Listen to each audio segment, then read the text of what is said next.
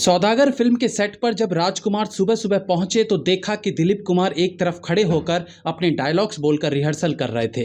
राजकुमार ने देखा कि दिलीप कुमार के डायलॉग्स हिंदी में ना होकर हरियाणवी एक्सेंट में थे। इस धरती को नापाक हमने नहीं होने देना। ये देखकर राजकुमार को गुस्सा आ गया और उन्होंने फिल्म के डायरेक्टर सुभाष घई को बुलवाया और कहा कि दिलीप कुमार को अलग एक्सेंट क्यों दिया जबकि मेरे डायलॉग्स हिंदी में हैं। अलग एक्सेंट में हिंदी बोलने से कैरेक्टर पावरफुल लगता है। राजकुमार को ऐसा लगा कि दिलीप कुमार का कैरेक्टर मेरे किरदार से ज्यादा पावरफुल है और ये बात राजकुमार को गंवारा नहीं थी। सुभाष घई ने राजकुमार को समझाने की कोशिश की कि दिलीप कुमार जिनके किरदार का नाम दादा वीर है वो एक ठेठ देहाती कैरेक्टर है और आपका किरदार एक रईस पढ़े लिखे जमींदार का है, इसलिए आप हिंदी में बात करते हैं और दादा वीर यानी दिलीप कुमार गांव की भाषा में बात करते हैं। आखिरकार राजकुमार को बात समझ आ गई और उन्होंने वापस से शूटिंग शुरू कर दी। ये एक आम किस्सा है जो सौदागर के सेट पर घटा था, जहां एक्टर और डायरेक्टर की सोच मैच नहीं कर रही थी, लेकिन आखिरकार एक पक्ष ने हथियार गिरा दिया और वो सही डिसीजन भी था। ऐसे अनेकों किस्से शूटिंग के दौरान घटित होते रहते हैं। ऐसे ही कुछ दिलचस्प सीन पर आज के इस एपिसोड में हम डिस्कस करेंगे। वेलकम टू पलट तेरा ध्यान किधर है।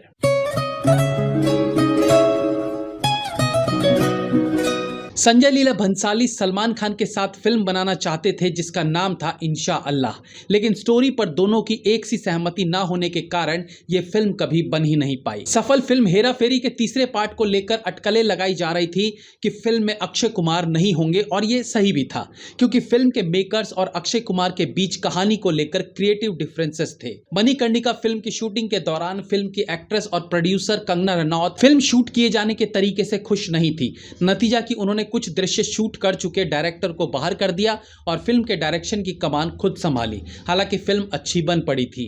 एक विलन मूवी की तीसरी किस्त एक विलन 2 के लिए डायरेक्टर मोहित सूरी ने आदित्य रॉय कपूर को साइन किया था, लेकिन क्रिएटिव डिफरेंसेस की वजह से आदित्य रॉय कपूर ने फिल्म छोड़ दी। वीर फिल्म के दौरान भी सलमान खान और डायरेक्टर अनिल शर्मा के बीच क्रिएटिव डिफरेंसेस थे।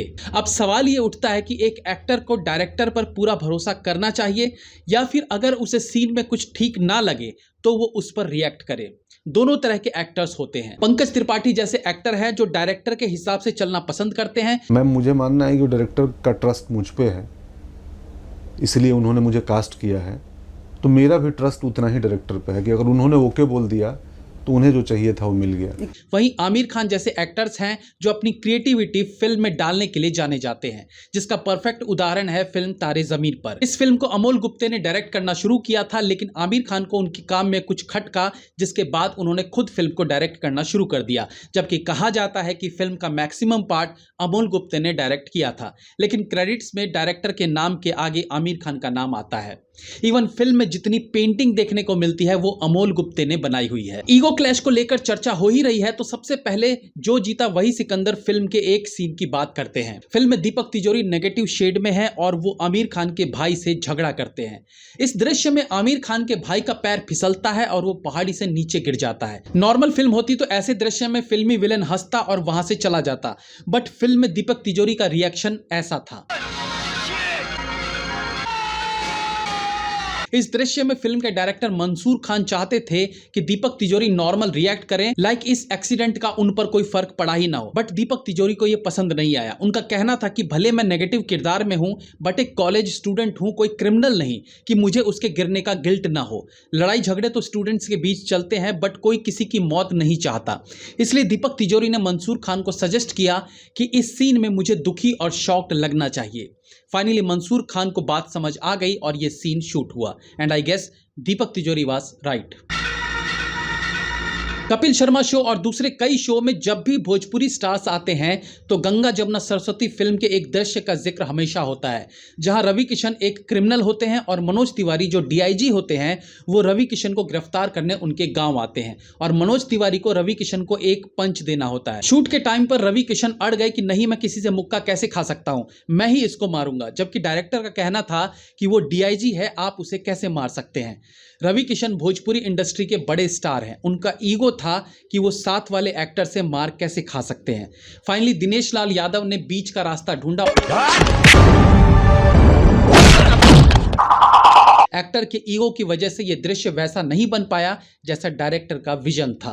हु नोस, डायरेक्टर के हिसाब से फिल्म बनती तो मे बी ये दृश्य और अच्छा लगता। एक रीसेंट इंटरव्यू में नाना पाटेकर ने बताया था कि संजय लीला भंसाली की फिल्म खामोशी के दौरान क्रिएटिव डिफरेंसेस हो गए थे। जब संजय ने एक दृश्य में नाना को कहा कि जब उनकी तरफ पीठ करके बैठी उनकी पत्नी को हार्ट अटैक आए तो वो पीछे मुड़कर देखें और उसकी हेल्प करें, लेकिन नाना का कहना था कि जब उसका किरदार गूंगा बहरा है तो उसे कैसे पता चलेगा कि पीछे उसकी पत्नी के साथ क्या हुआ।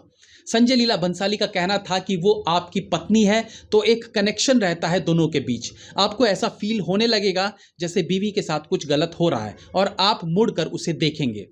अब नाना तो नाना है, उनकी बात कौन टाल सकता था। फाइनल शॉट में उन्होंने पीछे नहीं देखा बल्कि सीन में मनीषा कोइराला की एंट्री दिखाई गई जो नाना को झंझोर कर कहती है देखो उनके साथ क्या हो गया है। बात करेंगे फिल्म डर की, जहां शाहरुख खान एक सन की आशिक के किरदार में थे तो वहीं सनी देओल एक टफ डिफेंस ऑफिसर। फिल्मों में लिबर्टी के नाम पर तो 1.5 पसली का हीरो 20 गुंडों को उछल उछल कर मार सकता है, लेकिन जब हीरो फिल्म के किसी सीन में लॉजिक ढूंढता है और डायरेक्टर लिबर्टी, तो फिर दोनों के बीच क्लैश हो ही जाता है। सनी देओल द्वारा जीन्स में हाथ डालकर पॉकेट फाड़ देने वाला किस्सा आपने कई बार सुना होगा। तो क्लाइमेक्स का सीन था जहां सनी देओल को शाहरुख खान चाकू मारते हैं। सनी देओल को इस पर ऑब्जेक्शन था। उनका कहना था कि एक वेल ट्रेन्ड डिफेंस ऑफिसर को एक दुबला पतला अधमरा सा लड़का चाकू कैसे मार सकता है। उन्होंने कहा कि अगर चाकू मारना है तो वो पीछे से मार दे। डायरेक्टर चाहते थे कि शाहरुख खान पेट में आगे से चाकू मारे और सनी ये मानने को तैयार नहीं थे। फिल्म के एक्शन डायरेक्टर टीनू वर्मा ने बताया था कि शाहरुख खान भी चाहते थे कि वो आगे से चाकू मारे, जिसके लिए वो भी अड़ गए थे। इस गुस्से में सनी देओल ने जीन्स फाड़ दी थी और उनके गुस्से से घबराकर सारा यूनिट भाग खड़ा हुआ।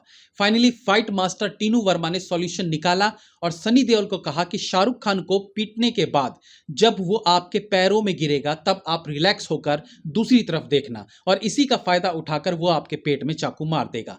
और फिल्म में यही दिखाया गया है। फिल्म थी 1986 की आखिरी रास्ता। अमिताभ बच्चन डबल रोल में थे और फिल्म के डायरेक्टर थे के भाग्यराज, जो साउथ फिल्मों के सफल डायरेक्टर थे जिनकी अनेकों फिल्में हिंदी में बनी थी। आखिरी रास्ता फिल्म 1982 में ओरू कादियानी डायरी नाम से बन चुकी थी, जिसमें कमल हसन मुख्य भूमिका में थे। आखिरी रास्ता फिल्म में एक सीन फिल्माना था जिसमें यंग अमिताभ बच्चन के साथ बूढ़ा अमिताभ बहस करता है और ये बहस अंग्रेजी में होती है। अमिताभ बच्चन को इस दृश्य से आपत्ति थी। उन्होंने डायरेक्टर से कहा कि अंग्रेजी में लोग समझ नहीं पाएंगे कि क्या बोला गया है, उससे डायलॉग की अहमियत खत्म हो जाएगी। डायरेक्टर के भाग्यराज ने कहा कि फिल्म में बूढ़ा अमिताभ अनपढ़ था, लेकिन उसकी बीवी ने उसे अंग्रेजी सिखाया। फिल्म में अमिताभ बच्चन अपनी पत्नी से कहता था कि देखना एक दिन अंग्रेजी बोलने में मैं अपने बेटे को भी पीछे छोड़ दूंगा। मतलब ये एक इमोशनल सीन होना था, बट अमिताभ को ये ठीक नहीं लग रहा था। आखिरकार के भाग्यराज ने कहा कि हम इस दृश्य को हिंदी और इंग्लिश दोनों भाषाओं में शूट कर लेते हैं और उसके बाद तीसरे से राय लेंगे कि दोनों में बेहतर शॉट कौन सा लग रहा है। तब अमिताभ बच्चन को लगा कि अगर डायरेक्टर इस दृश्य को अंग्रेजी में करने पर इतना कन्विंस्ड है तो उन्होंने हथियार गिरा दिए और वैसे ही शूट किया जैसे डायरेक्टर चाहते थे।